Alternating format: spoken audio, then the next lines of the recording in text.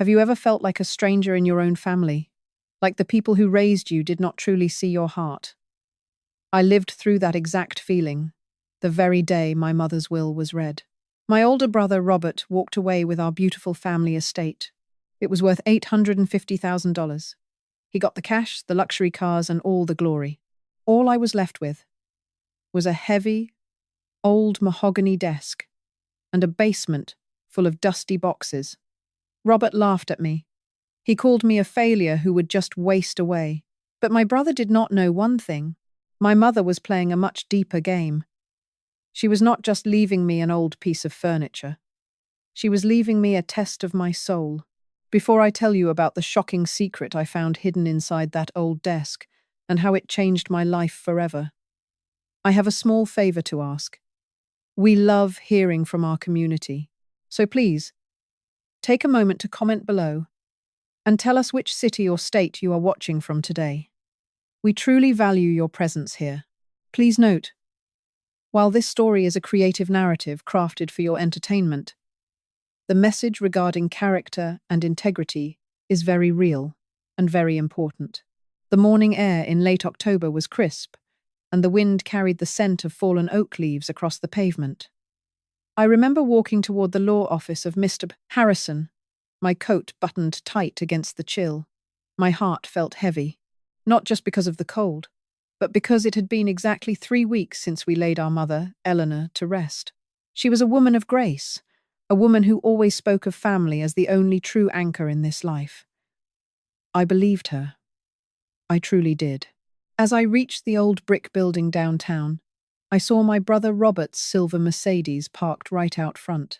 It was polished, shining, and looked entirely out of place against the weathered stone of the sidewalk. Robert was already inside. He was always early when there was a profit to be made. I stepped into the lobby. The air was thick with the smell of old paper, leather-bound books, and a hint of peppermint. It was one of those classic American law offices that felt like time had stood still since the 1950s. I walked up the stairs, my boots thudding softly on the carpeted steps. When I entered the conference room, Robert was already seated at the long oak table. He was wearing an expensive navy blue suit, checking his gold watch with a look of quiet impatience. He did not stand up when I walked in. He simply nodded, his eyes scanning me from head to toe, resting for a second on my worn corduroy jacket. "You are late, David," he said. His voice was smooth, practiced, the voice of a man who spent his days closing deals and looking down on others. "I am exactly on time, Robert," I replied, taking the seat across from him. "It is good to see you too," he let out a short, dry laugh. "Let us just get this over with. I have a meeting with my brokers at 2 o'clock, and this estate has been sitting in limbo for far too long. We need to move these assets while the market is still favorable." Assets. That was how he saw our mother's life. To him, our childhood home was an asset. Her garden was a plot of land. Her memories were just numbers on a balance sheet. I sat there in silence, looking at the empty chair at the head of the table where Mr. Harrison would soon sit. I thought about the Sunday dinners our mother used to cook. I thought about the way she would sit on the porch, watching the fireflies in the summer heat. She always told us that she loved us both the same. She told us that when she was gone, we would have each other. The door opened, and Mr. Harrison walked in.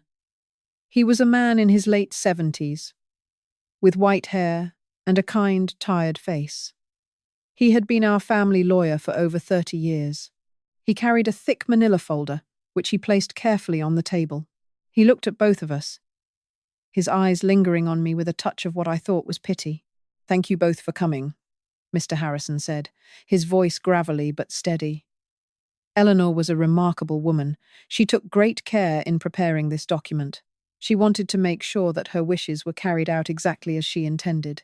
Robert leaned forward, his fingers drumming on the table. "We understand, Bill. Just read the terms. We are all adults here." Mr. Harrison sighed and adjusted his glasses. The room felt smaller. The ticking of the grandfather clock in the corner seemed to grow louder with every passing second. Tick, tick, tick. It felt like the heartbeat of a house that was about to be divided. I took a deep breath, trying to steady my hands under the table. I expected fairness.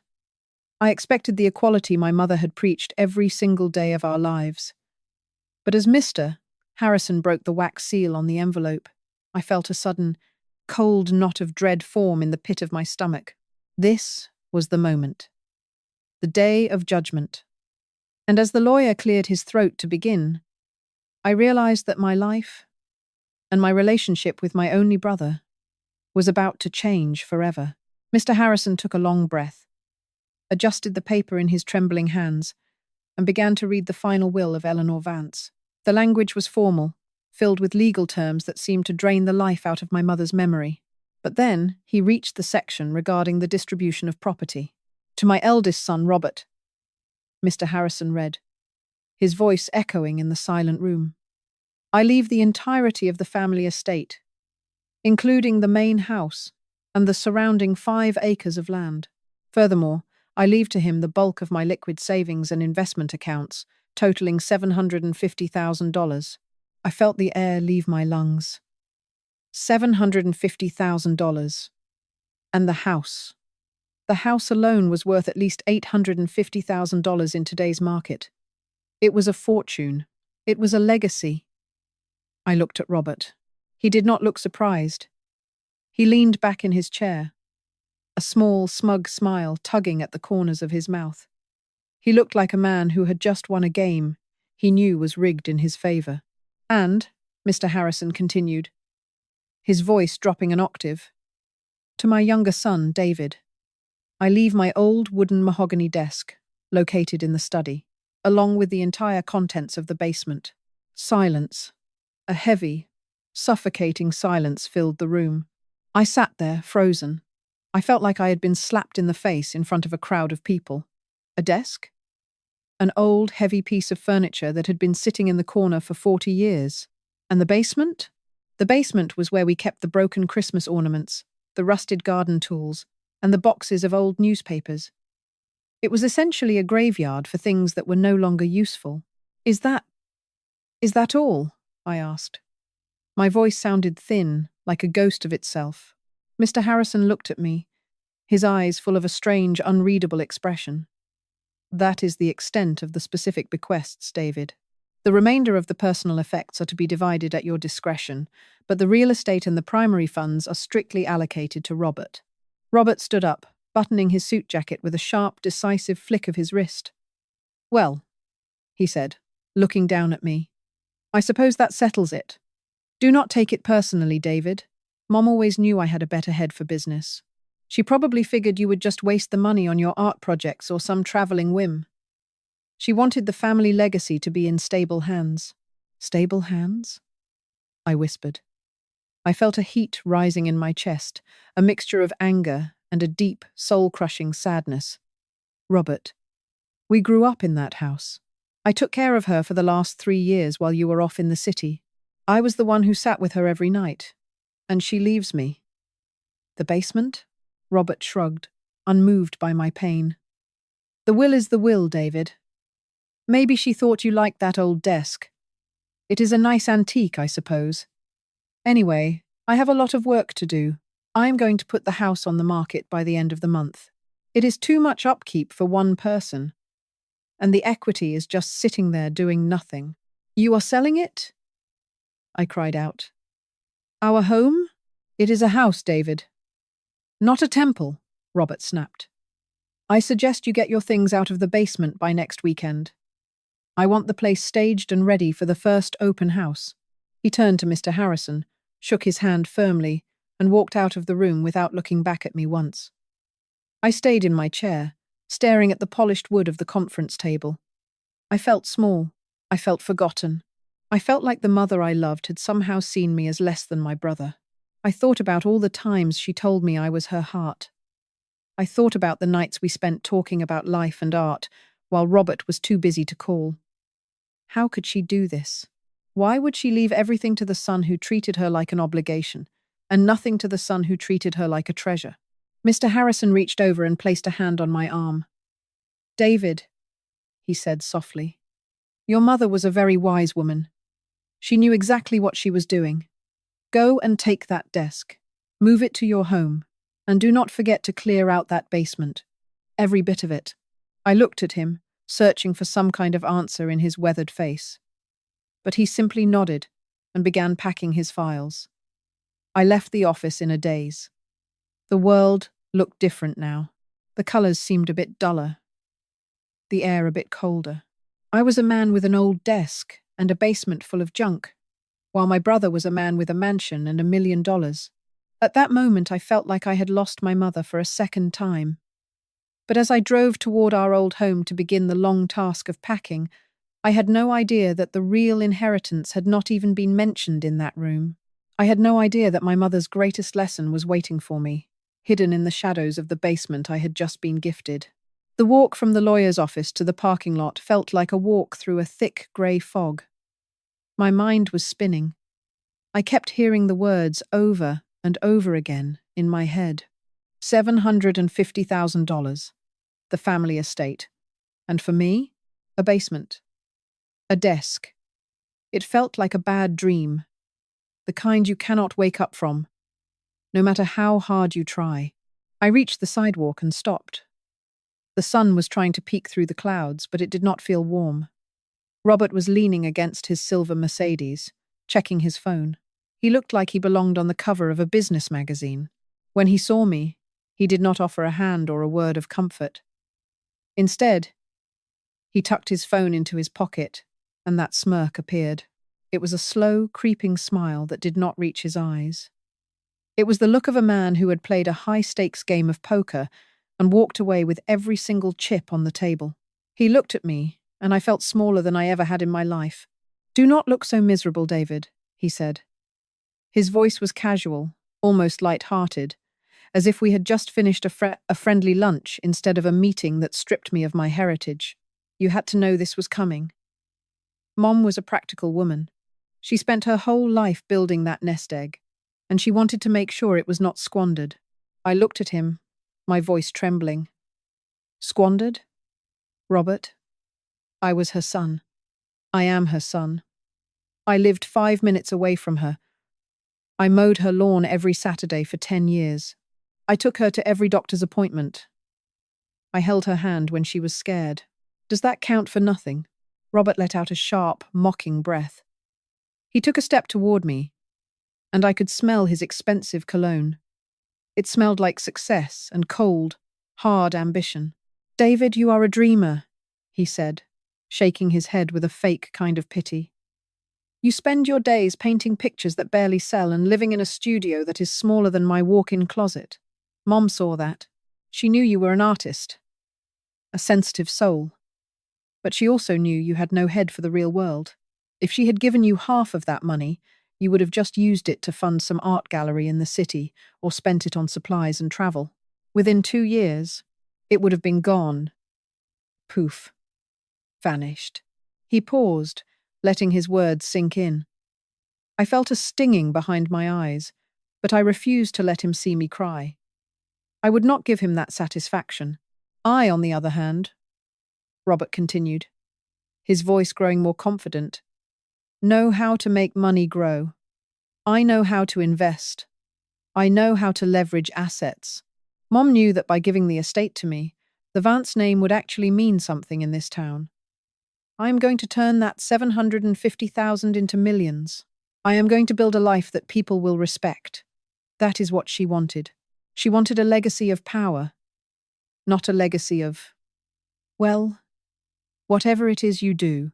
I looked at my brother, and for the first time, I realized I did not know him at all. We shared the same blood. We shared the same childhood bedroom. But his heart was made of stone and balance sheets. "So, you think I am just a waste of space?" I asked quietly. "You think our mother looked at me and saw a failure?" Robert laughed, a cold sound that echoed off the brick walls of the alleyway. "I think she saw reality, David. She gave you the basement, because that is where your life belongs. Down there with the old boxes and the dust. It suits you. You can sit at that old desk and draw your little pictures while I run the family business." He reached out and patted me on the shoulder. It was not a gesture of affection. It was a gesture of dominance. It was the way a master might pat a dog, Look on the bright side, he said with another smirk. The desk is an antique. If you get desperate, you can probably sell it for a few $100s. That should keep you in paintbrushes for a while. Just make sure you have everything out of the house by next Saturday. I have already contacted a realtor. We are listing the property for $900,000, and I want it to be empty for the photos. $900,000. On top of the cash. He was going to walk away with nearly $2 million in total value. And he was kicking me out of the only place that still felt like home. You are not even going to keep the house? I asked. You are just going to flip it for a profit? Of course, Robert replied, opening his car door. Why would I live in that old drafty place? I am moving to the Highlands. I already put a down payment on a new mansion in the gated community. It has a 6-car garage and a view of the entire valley. That is where I belong, David. Up on the hill. Not in a creaky old house filled with ghosts. He climbed into the driver's seat and started the engine. The powerful roar of the motor drowned out anything else I might have said. He rolled down the window one last time. Do not forget, he shouted over the noise. Saturday? If your junk is still in that basement by sunset, I am calling a hauling company to throw it all in the landfill. I do not have time for sentiment, and neither should you. Get a job, little brother. Maybe then you will understand why the world works the way it does. He sped away, his tires chirping on the asphalt. I stood there alone, the smell of exhaust fumes lingering in the air. I looked down at my hands. They were the hands of a man who had helped his mother garden. They were the hands that had painted her favorite portrait. They were hands that knew the value of a hard day's work and a gentle touch. Robert thought he was the winner because his bank account was full. He thought he was the smart one because he could sell his memories for a quick buck. He looked at me and saw a loser. He saw a man with nothing. But as I walked back to my old dented truck, I felt a strange sense of calm. My brother was building a life on a foundation of greed and arrogance. He was so busy looking at the numbers that he had forgotten to look at the people. He called me a dreamer. He called me an artist who could not manage the real world. He thought the greatest treasure was the gold in the vault. I took a deep breath and started my engine. I had a week to clear out that basement. I had a week to say goodbye to the house I loved. I did not have millions of dollars, and I did not have a silver Mercedes, but I had my integrity, and I had that old mahogany desk. At that moment, I did not know what was waiting for me. I did not know that Robert's smirk was about to become the biggest mistake of his life. I just knew that I had to keep moving forward. Because sometimes the people who think they have won everything are actually the ones who have lost the most. And the ones they leave in the basement are the ones who are about to find the light. The grass in the front yard was still a vibrant green when the sign went up. It was a crisp Monday morning, only 10 days after the reading of the will. I pulled my truck into the driveway, and there it was. A bright red and white sign that read, "For sale." Below it, in bold letters, was the name of a high-end real estate agency. My heart felt like it had been dropped into a bucket of ice. 10 days. My mother had been gone for less than a month, and her sanctuary was already on the market. It was as if Robert was trying to erase her existence as quickly as humanly possible. To him, the house was not a home. It was not the place where we learned to walk. It was not the place where we celebrated 30 years of Christmas mornings. No. To my brother, it was simply $850,000 waiting to be unlocked. I walked up to the front porch. The swing where my mother used to sit and knit was already gone. I could see the rectangular marks on the wood where the chains had hung for decades. Robert had already started clearing the clutter, as he called it. The front door opened, and a woman in a sharp grey suit stepped out.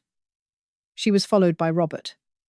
He was wearing a casual sweater that probably cost more than my monthly rent. They were both smiling. They were talking about curb appeal and market timing. "Ah, David," Robert said, his voice brimming with a fake kind of energy. "You are just in time. This is Sarah. She is the top agent in the county. She thinks we can get even more than we planned if we move fast."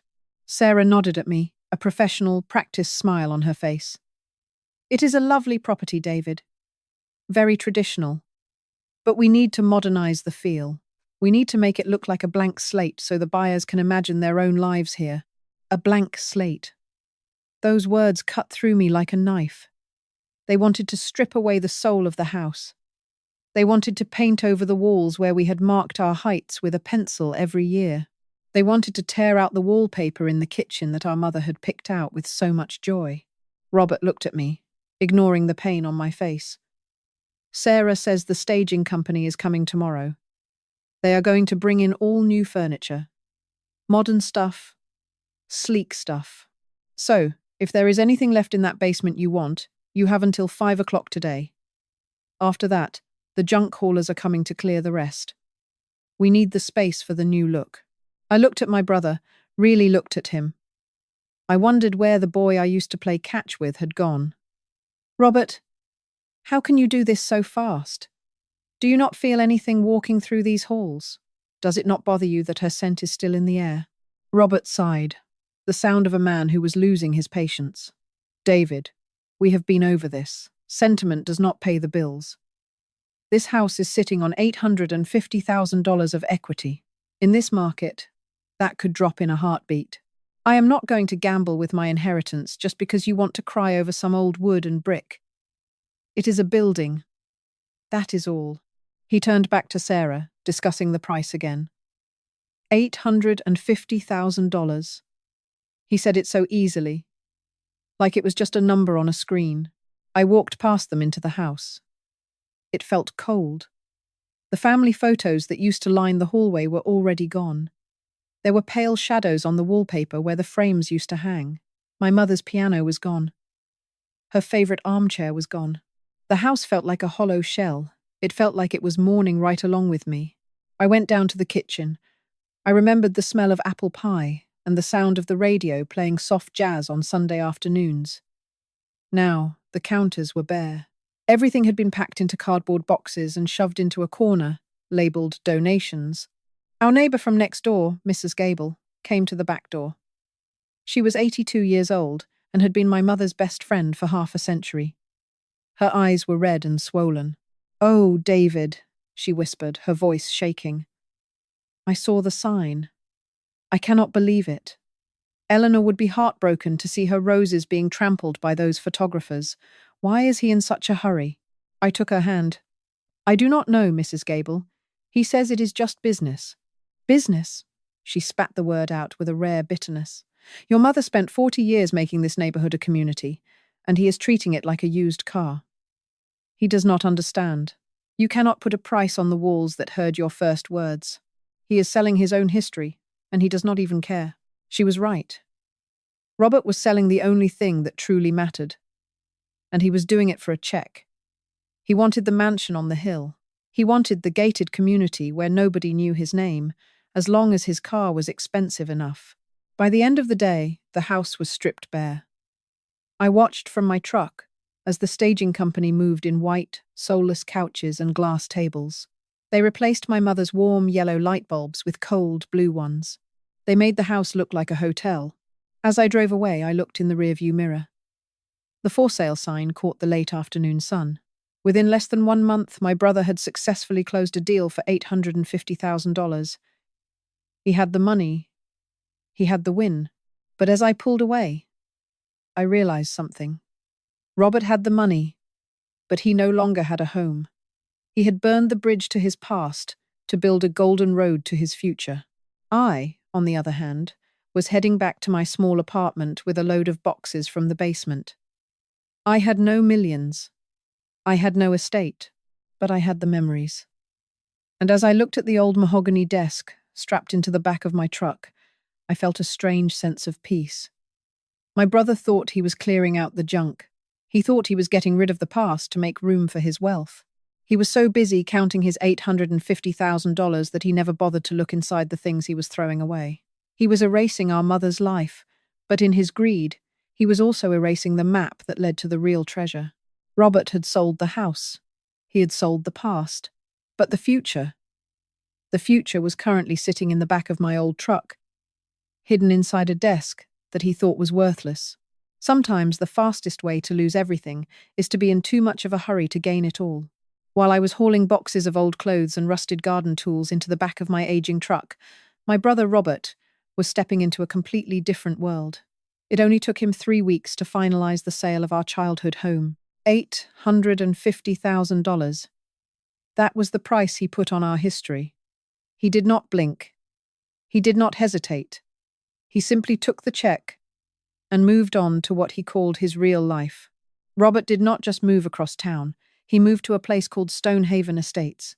It was a gated community nestled in the hills, far away from the noisy streets and the middle-class neighborhoods where we grew up.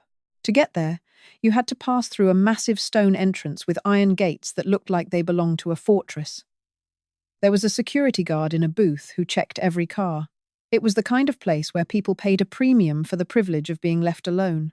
In Robert's eyes, this was the ultimate symbol of success. He bought a mansion that featured 6 bedrooms, 5 bathrooms, and a kitchen that looked like it belonged in a professional restaurant. It was made of white stone and glass, standing tall and cold against the blue sky. I heard from a mutual friend that he paid $1,200,000 for it. He took his inheritance and immediately leveraged it to buy a lifestyle that was far beyond anything our mother had ever dreamed of. But the house was not enough. To Robert, his outward appearance was a brand that needed constant maintenance. He traded in his silver Mercedes for a brand new, dark blue sports car that cost over $120,000. He told our old neighbor, Mrs. Gable, that he needed a car that matched the prestige of his new zip code. He started wearing custom-tailored suits and watches that cost more than I made in an entire year of selling my paintings. As his wealth grew, so did the wall between us. I tried calling him a few times during that first month. I wanted to tell him about some old photos I found, or just see how he was settling in, but my calls always went straight to voicemail. His voice on the recording sounded different. It was professional, distant, and hurried. He never called me back. Not once. Then came the housewarming party. I only found out about it because I saw a post on social media. There were photos of dozens of people gathered around a massive infinity pool, holding crystal glasses filled with expensive champagne. There were caterers in black vests and a live jazz trio playing in the background. Robert was in the center of every photo, laughing with men in expensive shirts and women in designer dresses. I looked at those photos from my small kitchen table, eating a simple sandwich. I realized that I had not been invited. My own brother, the only family I had left in the world, had thrown a party in his new mansion and had intentionally left me out. I was the poor brother. I was the artist with the dented truck and the dusty clothes.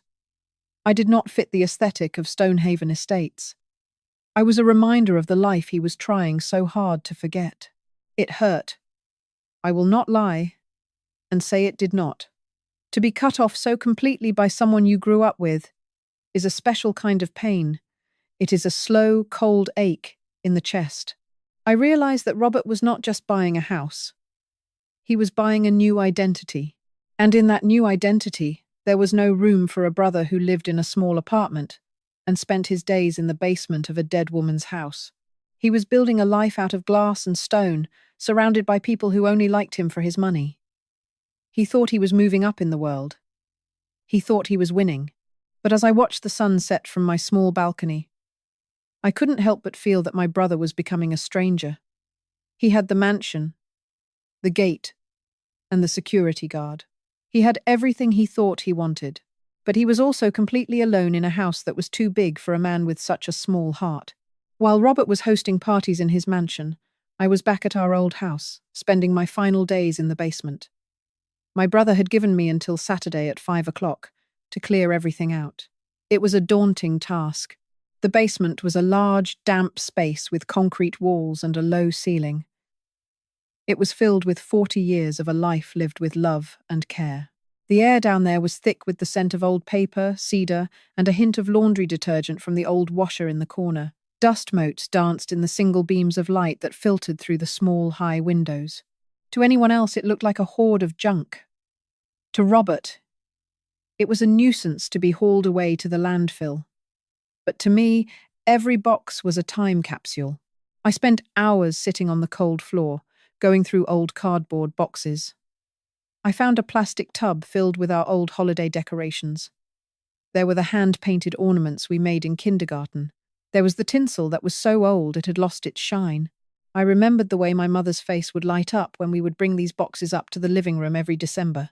In another corner, I found a trunk filled with my mother's sewing supplies. There were hundreds of spools of thread in every color of the rainbow. There were patterns for dresses she had made for neighbors and quilts she had sewn for charity. I ran my fingers over the fabric. It still smelled faintly of her perfume, a soft floral scent that made my heart ache with longing. I found a box of old letters. They were tied together with a simple blue ribbon. They were letters my father had written to her when he was stationed overseas, decades ago. I did not read them. They felt too private, too sacred, but I held them for a long time, feeling the weight of their love in my hands. These were the things my brother called junk. These were the things he wanted to throw into a dumpster to make room for a staging company. The work was physically exhausting. My back ached, and my hands were covered in grey dust. I was working alone. No caterers. No jazz music. Just the sound of the wind rattling the basement door and the quiet thumping of my own heart. But there was a peace in it. It was a holy kind of work. I was saying goodbye to my mother by honouring the things she had kept. Finally, there was the desk. The mahogany desk. It sat in the centre of the room, covered in a heavy plastic sheet. It was a massive piece of furniture, dark and imposing. It had belonged to my grandfather before it was passed down to my mother. It was made of solid wood, a deep, rich red colour that seemed to glow even in the dim light of the basement. Moving it was the hardest part. I had to hire 2 college students from down the street to help me. We struggled to get it up the narrow basement stairs, our breathing heavy and our muscles straining. "Man, this thing is built like a tank," one of the boys said, wiping sweat from his forehead. "What is in here?" "Lead?" I laughed quietly. "Just history, son. Just a lot of history." We finally loaded it into the back of my truck. I covered it with a thick moving blanket and strapped it down tight. It felt like I was rescuing a survivor from a sinking ship. As I looked back at the empty basement one last time, I felt a strange sense of completion. The room was bare now. The echoes of our childhood were gone. The concrete walls looked cold and indifferent. I looked at my watch. It was 4 o'clock on Saturday. I had finished with 1 hour to spare. I climbed into my truck and drove away from the house for the very last time. I did not look back. I knew that As I drove toward my small apartment, I felt a sense of pride. I had no $1 million bank account. I had no gated community waiting for me. I was tired, dirty, and my pockets were empty. But in the back of my truck, I had my mother's memories. I had her letters, her sewing kit, and that heavy old desk. Robert thought he had taken the best of everything and left me with the scraps. He thought he was the smart one for choosing the gold and leaving the wood. But as I pulled into my parking spot, I looked at that mahogany desk and felt a strange warmth in my chest.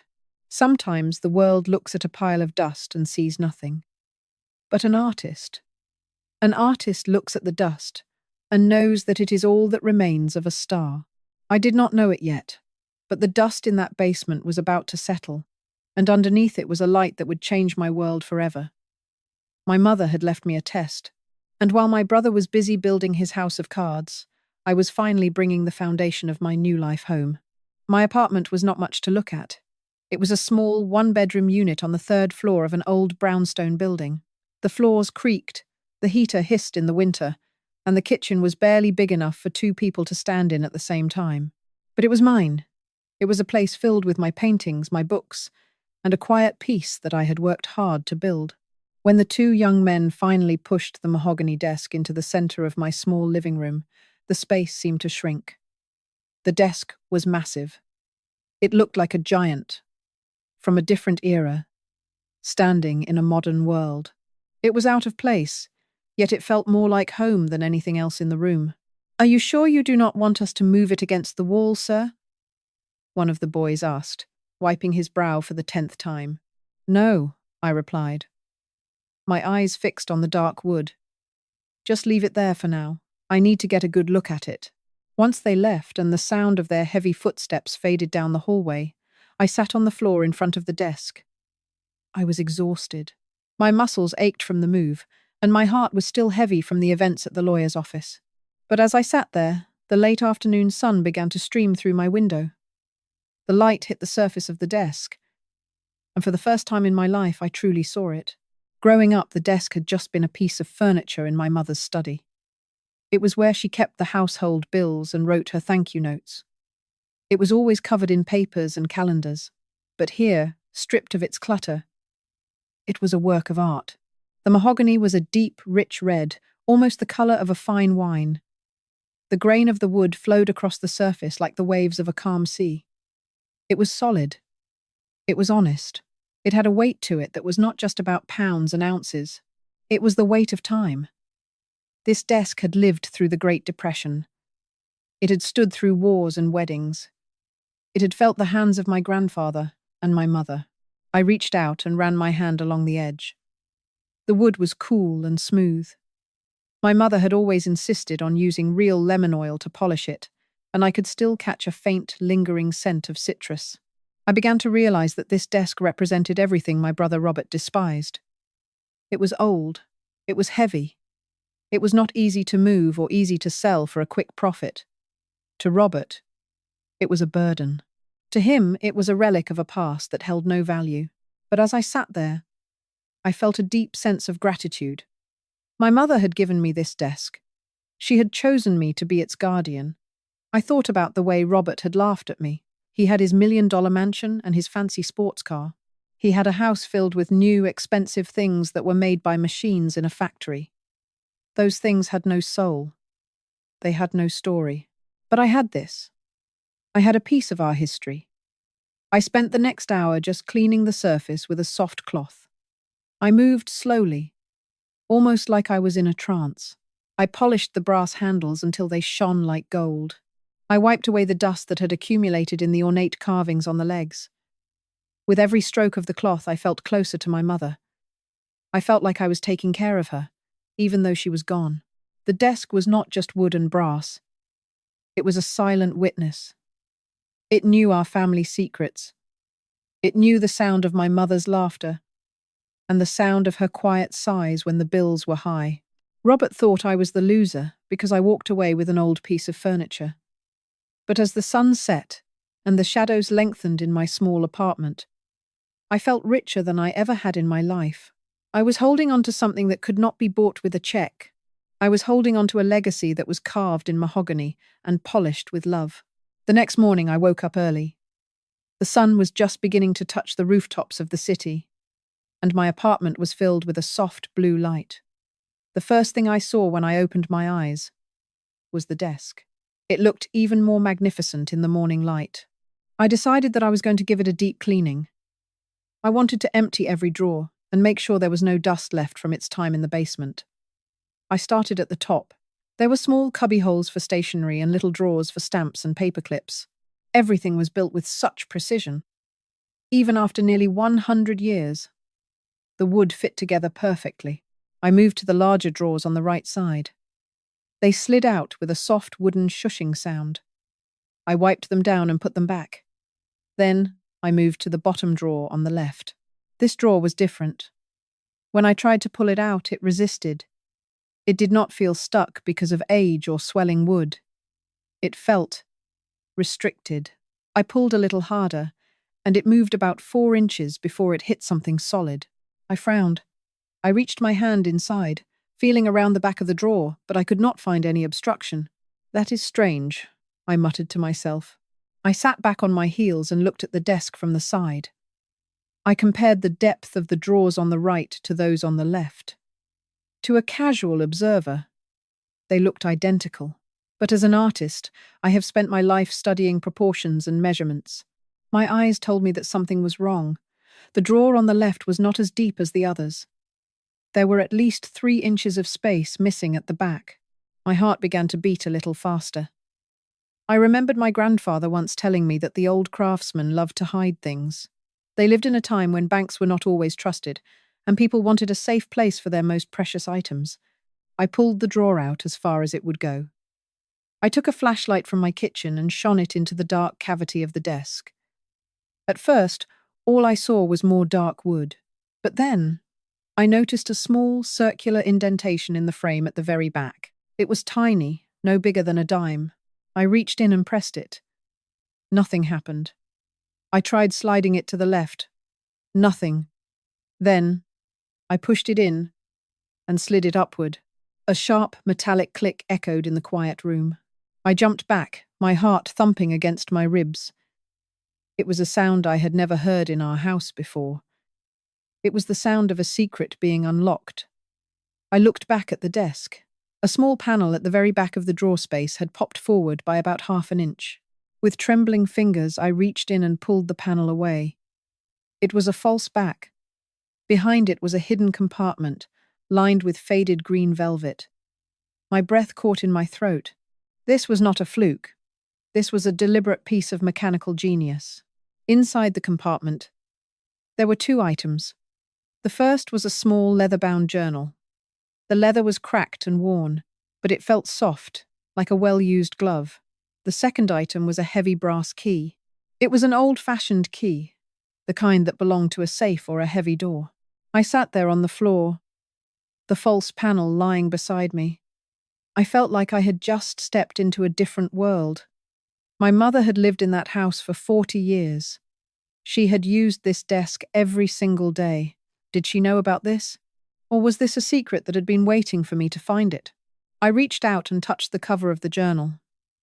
There was no name on the front, only a date embossed in gold. It was dated just 2 years ago.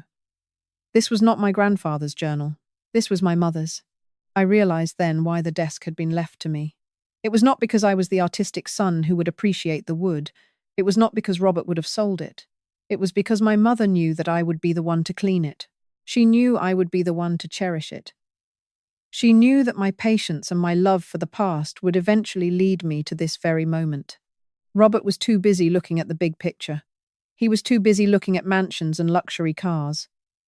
He would have looked at this desk and seen an old, heavy object. If a drawer was stuck, he would have probably kicked it or hired someone to fix it. He would never have sat on the floor, in the quiet of the morning, and searched for the secret spring. I held the journal in my hands, feeling its weight. My mother had left me a message. She had left me a map. I looked at the brass key, and I knew that it opened a door to a life Robert could never understand. I took a deep breath and opened the first page of the journal. The handwriting was unmistakable. It was my mother's elegant, flowing script. My eyes filled with tears as I read the first 3 words. My dearest David. I knew then that my life was about to change. The basement was not a graveyard of junk. It was a treasure chest. And the desk was not just a piece of furniture. It was a testament to a mother's love and her incredible, quiet wisdom. The head for business that Robert bragged about had blinded him to the truth. But my heart had led me exactly where I needed to be. I sat on the hardwood floor of my apartment for what felt like an eternity. The morning sun was now fully awake, casting long, golden fingers across the mahogany desk. In front of me lay the false back of the drawer, a simple piece of wood that had guarded a secret for decades. Behind it was the hidden compartment, lined with that faded green velvet. The air in my small room felt different now. It felt charged, like the atmosphere before a summer thunderstorm. I reached into the hock ngum, the hidden hollow, and my fingers brushed against the items inside. First, I pulled out the journal. It was small, Bogda, bound in a dark brown leather that was cracked with age. It had a weight to it that felt far heavier than its physical size. Then, I reached for the key. It was made of heavy brass, long and elegant, with a circular head. It felt cold in my palm. This was not a house key. This was not the kind of key you use to start a car or open a padlock. This was the key to a safe deposit box. I had seen them before in old movies, and once when I went with my mother to the bank when I was just a boy. I turned the key over in my hand. It was stamped with a number, 312. Below that were the initials of the Downtown Merchants Bank. It was a bank that had been in our city for over 100 years. I set the key on the surface of the desk and looked back at the journal. My heart was thumping so hard I could hear it in my ears. I felt a strange mixture of excitement and fear. What had my mother been hiding? Why was this not in the will? I thought about Robert. At this very moment, he was probably sitting in his new mansion, surrounded by his expensive glass and steel furniture. He had his $750,000. He had his luxury car. He had everything he thought he wanted. But he did not have this. Robert had never been interested in the details. He was a man of the big picture, the grand gesture, the quick profit. He would have looked at this desk and seen an obstacle. He would have seen a heavy piece of wood that was hard to carry. He would never have taken the time to polish it. He would never have noticed the way a drawer did not sit quite right. My brother's greed had blinded him. He was so busy grabbing the gold that was sitting on the table that he never noticed the treasure hidden beneath the surface. I realized then that this was a deliberate choice by my mother. She knew both of her sons. She knew that Robert would go for the cash and the house. She knew he would sell our history for a check, and she knew that I would be the one to hold on to the memories. She knew that my love for the past, my love for her, would eventually lead me to this hidden compartment. I ran my fingers over the velvet lining. It was soft, even after all these years. It was a place of protection. My mother had protected this secret from Robert's recklessness. She had protected it from his desire to turn everything into a number on a balance sheet. I picked up the journal again. I could smell the faint scent of cedar and old paper. It was the smell of my mother's study. It was the smell of home. I felt like she was standing right there beside me, her hand on my shoulder, encouraging me to open the cover. "Okay, Mom," I whispered. "I am listening." I took a deep breath and opened the first page. I did not know what I was going to find. I did not know if this was a story of wealth or a story of tragedy. But as I saw my mother's beautiful, flowing handwriting, I felt a sense of peace. I was no longer the son who had been left with nothing. I was the son who had been trusted with the truth. The first page of the journal was dated only 2 years ago. It was shortly after my mother had been diagnosed with the illness that eventually took her from us. Her handwriting was steady, but I could see the slight tremors in the longer strokes. It was a letter, written specifically for me. "My dearest David," the entry began. I had to stop for a moment. My eyes filled with tears, blurring the ink. I could almost hear her voice saying my name. I took a breath and continued. "If you are reading this, it means you have found the desk. It means you have taken the time to care for the things that matter. I know that the reading of my will was a difficult day for you. I know that it seemed like I was being unfair, giving so much to Robert and leaving you with so little. I want you to know that every word of that dishook was carefully planned." I turned the page, my hand trembling. "I have watched both of my sons grow into men," she wrote. "Robert is a man of ambition, but his ambition is a dangerous thing. He sees the world as a game to be won, and he sees people as pieces on a board.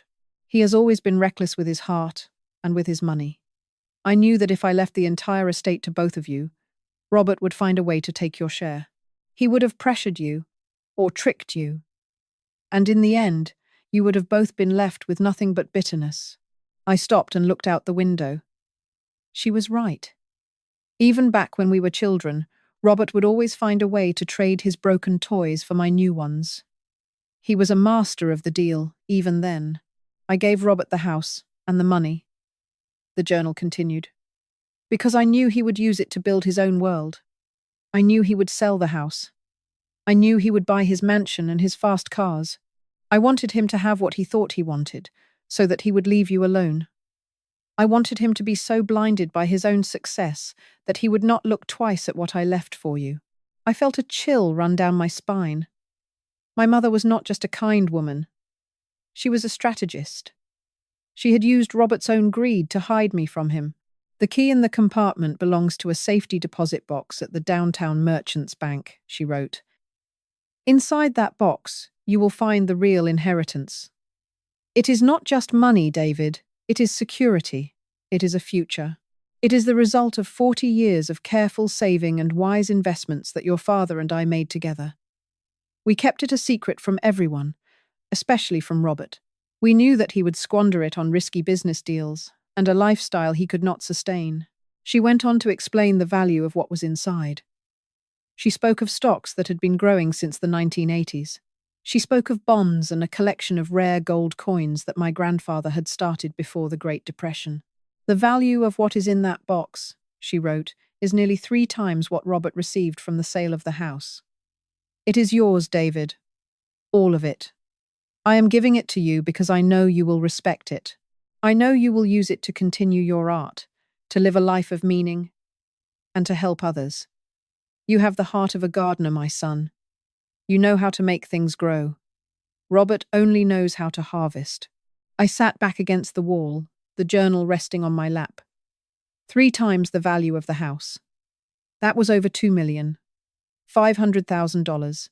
I was not just okay. I was wealthy. But as I looked at the letter, the money didn't feel like the most important part. The most important part was that she had seen me. She had understood my brother's character, and she had taken steps to protect me. She had known that I would be the one to find the hidden compartment because she knew I loved her enough to keep her old, heavy desk. Do not feel guilty, David. The final paragraph read, Robert has chosen his path. He will live his life on the surface, and for a while, he will look very grand. But the world is changing, and a man who builds on a foundation of greed will always find that the ground is shifting. Stay humble, stay kind, and keep the secret of the desk. Let Robert believe he has won. It is the only way you will ever be truly free of his shadow. I closed the journal. I felt a profound sense of clarity. The bitterness I'd felt toward my brother vanished. I did not hate him. I did not even pity him. He was simply living the life he had chosen. My mother had left me a test of character, and I had passed. Not because I was smart, but because I was faithful.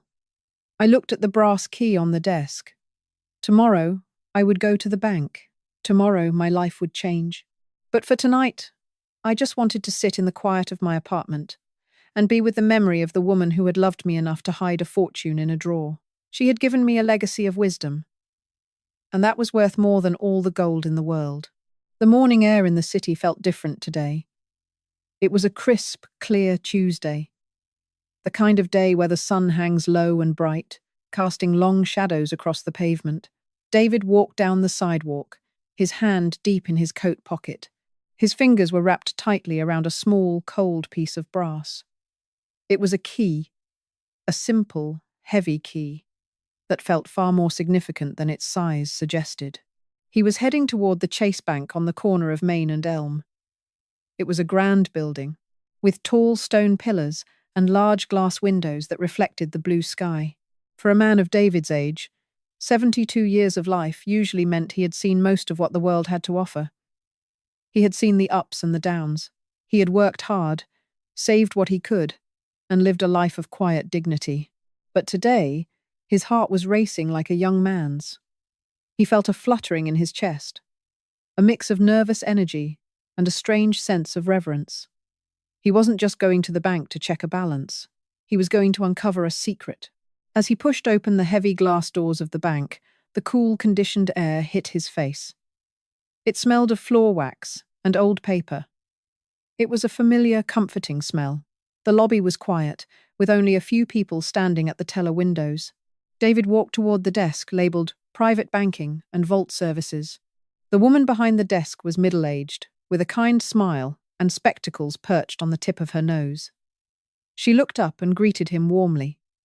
David cleared his throat. He spoke softly, his voice steady but low. He told her he was there to access a safety deposit box. He handed her his identification and the small brass key. There was a long wait, or at least it felt long to David. He sat in a plush leather chair, watching the clock on the wall. The second hand ticked away. 1, 2, 3. Each tick felt like a heartbeat. Finally, the woman returned. She led him through a heavy steel gate and into a room lined with rows and rows of small metal doors. The vault. It was a silent place. A place where people kept their most precious things. Their memories. Their legacies. Their just-in-case plans. The clerk used her master key, and David used his.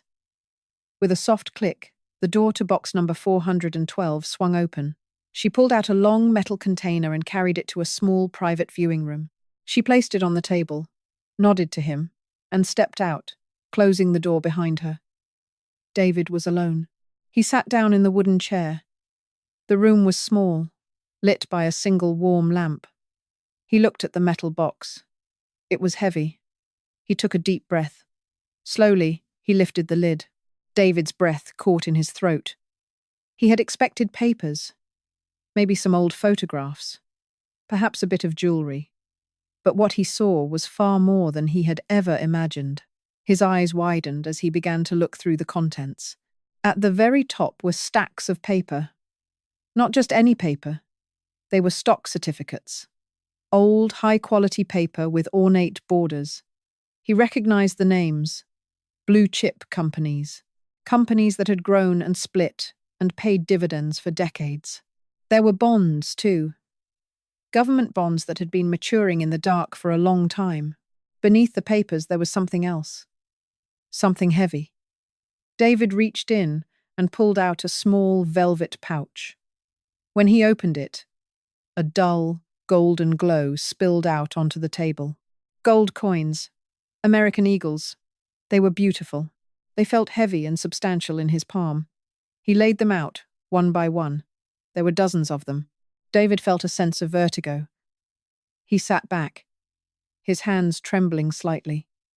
He began to do the math in his head.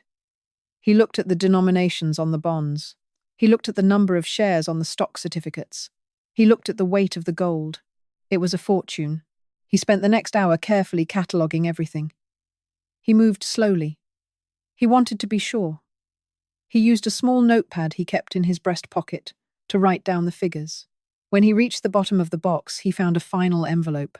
Inside was a summary of the accounts. The total was staggering. $2,500,000. $2,500,000. David whispered the number to himself. The words felt strange in his mouth. It was a life-changing amount of money.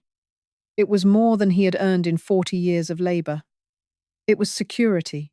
It was freedom. It was a legacy he never knew he possessed. He thought about his old house. He thought about the repairs he had been putting off because he didn't want to dip into his modest savings. He thought about his car, which was starting to make a rattling sound in the mornings. He thought about his medical bills. All those worries. They were gone. Just like that.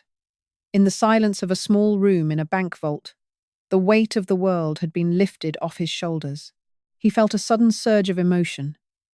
It wasn't just about the money. It was about the person who had left it for him. The care, the foresight, the quiet love that goes into building something like this and keeping it hidden until the right moment. David closed the box. He took a moment to compose himself. He wiped a stray tear from his cheek with a handkerchief. He was a wealthy man, but as he stood up to leave the vault, he realized that he didn't feel like a different person.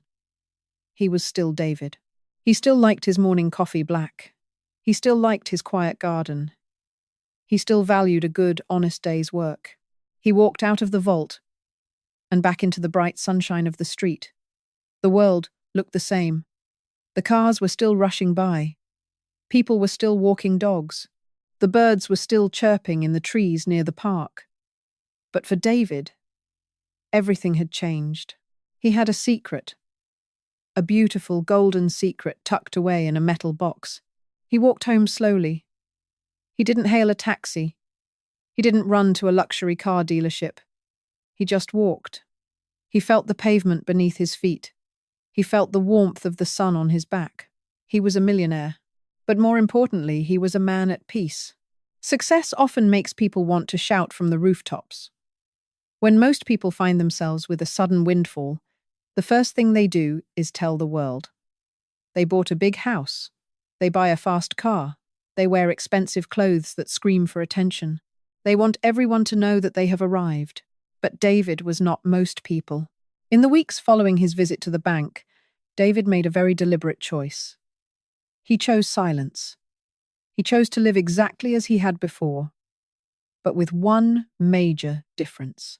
He had the peace of mind that only true security can bring. He called it quiet wealth. He didn't tell his neighbors. He didn't tell his old friends from the hardware store. He didn't even change his daily routine. Every morning, he still woke up at 6 o'clock. He still made his own breakfast, 2 eggs, a piece of whole wheat toast, and a large mug of black coffee. He still read the local newspaper from front to back, sitting in his favorite worn-out armchair by the window. David knew that money could be a blessing, but it could also be a burden. If people knew he had $2,500,000, everything would change. People would look at him differently. Some would ask for favors. Others would judge him for how he spent it. He didn't want his life to become about money. He wanted his life to remain about the things he loved. He did, however, make some wise moves. David was a sensible man. He knew he couldn't just leave all that wealth sitting in a metal box. He spent several afternoons meeting with a financial advisor. He chose a man named Robert, who worked in a small, quiet office on the outskirts of town. Robert was older, like David, and he understood the value of a conservative approach. They sat together and talked for hours. David was clear about his goals. He didn't want to gamble in the stock market. He didn't want to be a high-stakes investor. He wanted to preserve what he had.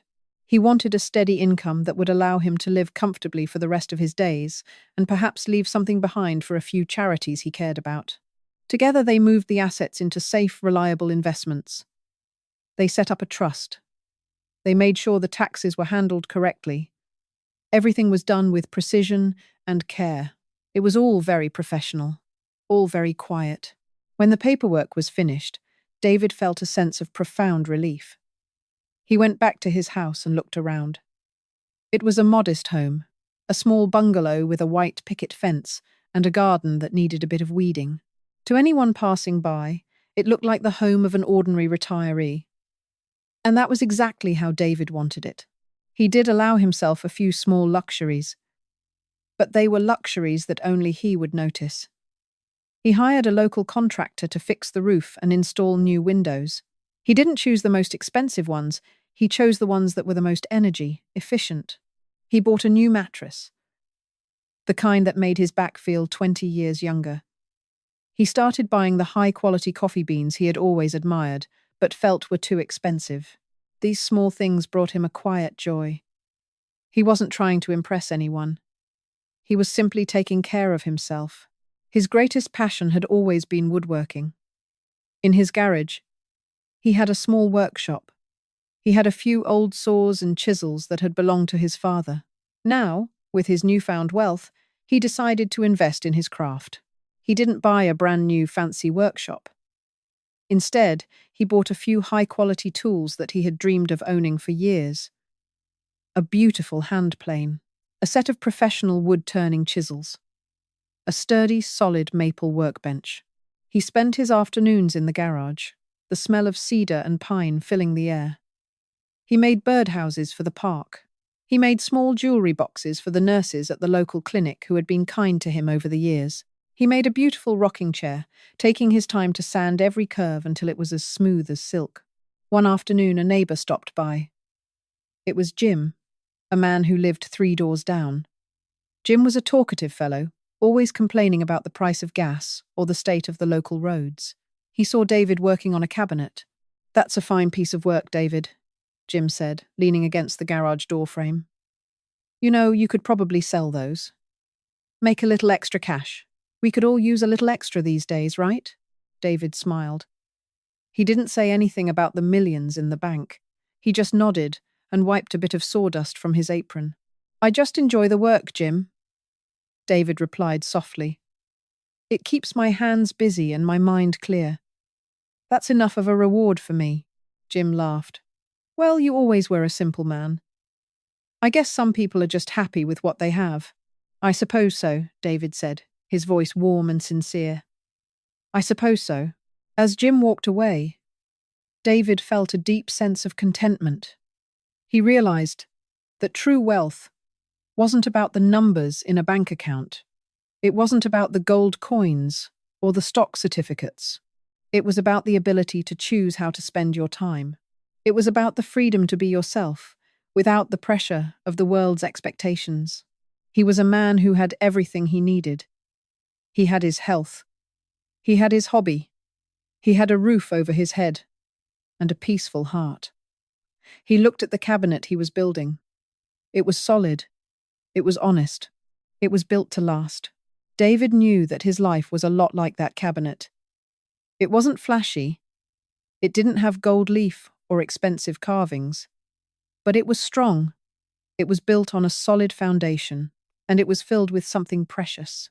He stayed in his workshop until the sun began to set, casting a golden light across the floor. He cleaned his tools and put them away, each one in its proper place. He turned off the light and walked back to his house. Inside, he sat down in his favorite chair. He didn't turn on the television. He just sat in the quiet, watching the shadows dance on the wall. He was a wealthy man, not because of the money, but because he knew the secret of a happy life. The secret was simple. Be kind, be quiet, and always appreciate the small, beautiful things that come your way. As he closed his eyes, David felt a deep sense of gratitude. He was 72 years old, and he was finally, truly, free. He had found his treasure, and it wasn't just in a safety deposit box. It was right here, in the quiet life he had built for himself. And that was more than enough. That was everything. 2 years had passed since the day my brother walked out of that lawyer's office with a smirk on his face. In that time, Robert had become a ghost to me. I only saw him through the filtered lens of social media or heard about him through the whispers of old family friends. For a while, he looked like the very definition of the American dream. He was living in the Highlands, throwing lavish parties, and surrounding himself with people who dressed in silk and spoke in millions. But as my mother used to say, a house built on sand cannot withstand the tide. Robert's head for business was not actually based on wisdom or hard work. It was based on ego. He had taken his $850,000 and used it as a down payment for a life he could not truly afford. He took out a massive mortgage on that $1,200,000 mansion. He leased luxury cars that required payments of thousands of dollars every month. He joined country clubs with initiation fees that would have paid my rent for 5 years. He thought he was investing, but he was actually gambling. I heard from a cousin that Robert had started pouring money into risky tech startups and volatile markets. He wanted the big win. He wanted to turn his inheritance into $10 million overnight. He didn't want to wait. He didn't want to grow a garden. He wanted to build a skyscraper. Then, the world began to change. The market, which had been so kind for so long, started to tremble. Interest rates began to climb. The tech stocks that Robert had bet everything on started to plummet. Within 6 months, the economy took a sharp turn for the worse. For a man like Robert, a market crash was not just a financial problem. It was a total collapse of his identity. His friends at the country club began to disappear as soon as the champagne stopped flowing. The invitations to the high society galas stopped arriving. Robert tried to keep up appearances. He took out more loans. He used his house as collateral. He tried to leverage his way out of a hole that was getting deeper every single day. It was a classic house of cards. One card fell, then another, then another. The bank finally came calling. They didn't care about his custom suits or his prestigious zip code. They only cared about the numbers. Robert was behind on his mortgage. He was behind on his car payments. He was drowning in debt that reached over $700,000. I imagine him sitting in that cold glass mansion, looking out at the infinity pool and realizing it was all an illusion. The mansion was not a home. It was a cage. The sports car was not a symbol of freedom. It was a weight pulling him under. Robert had sold our mother's memories for a quick profit. He had sold our childhood home for a better life. And now, he was realizing that the things he had traded away were the only things that had real value. You cannot live in a balance sheet. You cannot find comfort in a luxury brand when the lights are about to be turned off. He had spent 2 years looking down on me. He had spent 2 years believing he was the smart one. But as the for sale sign was hammered into the lawn of his mansion, this time by the bank, the truth was finally laid bare. Robert had built a life of noise and mirrors, and when the music stopped, he was left standing in the dark, with nothing but the echoes of his own arrogance. It was a rainy Tuesday evening. I was sitting at the mahogany desk in my studio, working on a new series of landscapes. The rain was drumming a steady, peaceful rhythm on the roof. My home was quiet. It was warm. I felt a deep sense of gratitude for the life I had built. Suddenly, my phone vibrated on the desk. I didn't recognize the number. It was a local area code, but not one I had saved. I picked it up and said, "Hello?" There was silence on the other end for a few seconds. All I could hear was the sound of heavy breathing and the faint noise of traffic in the background. "David?" The voice was thin. It was raspy and broken. I almost didn't recognize it. It was not the voice of the man who had mocked me in the lawyer's office. It was not the voice of the businessman who had bragged about his millions. "Robert?" I asked, setting my paintbrush down. "Yeah, it's me," he said. He sounded like he was standing in the wind. I did not know who else to call. I tried some of the guys from the club, but nobody is picking up. My phone service is going to be cut off by midnight. I felt a strange tightening in my chest. "What is going on, Robert?" "I haven't heard from you in 2 years." A choked sound came through the line. It was a sob. My brother, the man who thought he was invincible, was crying. "I lost it, David. All of it. The bank took the house this morning. The sheriff was there. They gave me 1 hour to pack a bag. The car is gone. The accounts are empty. I have nothing. I am standing at a bus stop on the edge of town, and I have exactly $42 in my pocket." I sat in silence, looking at the dark wood of our mother's desk. I thought about the way he had looked at me when he said I would waste the money. I thought about the parties I wasn't invited to. I thought about the junk he wanted to throw in a landfill. "What about your investments, Robert?" I asked quietly. "What about having the better head for business? Do not. Please. Do not rub it in," he whispered. I was a fool. I thought I could outsmart everyone. I thought the money would never end. I made mistakes, David. Big mistakes. I am your brother. Please. I do not have anywhere to go. I just need a place to stay for a few days. Just until I can figure something out." The irony was overwhelming. 2 years ago, he was kicking me out of our childhood home to stage it for a sale. Now, he was begging for a roof over his head. He had gone from a mansion in a gated community to a bus stop with $42. I thought about my mother's journal. I thought about the test she had set for us. Robert had failed the test of wealth. He had failed the test of character. "Robert," I said, my voice steady, "I have a new place now. It is a modest home. It is quiet. Please, David," he pleaded. "I will do anything. I will clean. I will do yard work. Just do not leave me out here." I looked down at the desk. How had I realized that this was the final chapter of the story our mother had started? She had given me the basement and the desk. She had given me the tools to build a life. "You can stay in the basement of my place," I said. The words felt heavy, full of a strange kind of justice. It is dry. It is warm. And Robert, there is an old wooden desk down there, one that I replaced when I moved in. Maybe you should spend some time sitting at it. Maybe it will teach you something about what things are truly worth. There was a long silence. I could almost hear his pride warring with his desperation. 2 years ago, he told me the basement was where I belonged.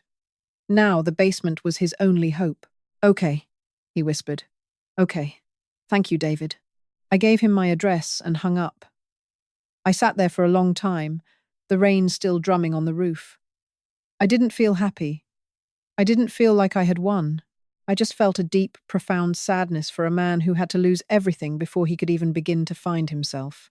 Robert was coming back to the basement. He was coming back to the very place our mother had left for me. The circle was complete. The house of cards had fallen, and only the things made of solid mahogany and true character were still standing. An hour after our phone call, a yellow taxi pulled up to the curb in front of my house.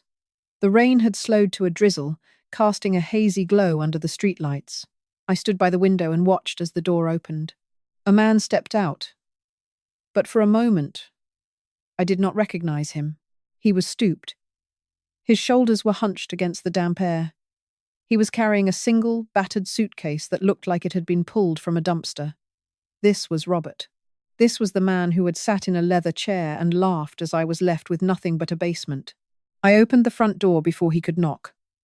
The light from my hallway spilled out onto the porch. Robert stood there, his face pale and his eyes rimmed with red. His expensive suit was wrinkled and stained. He looked like a man who had been running for a long time and had finally run out of road. "David," he whispered. He did not look me in the eye. "Come in, Robert," I said softly.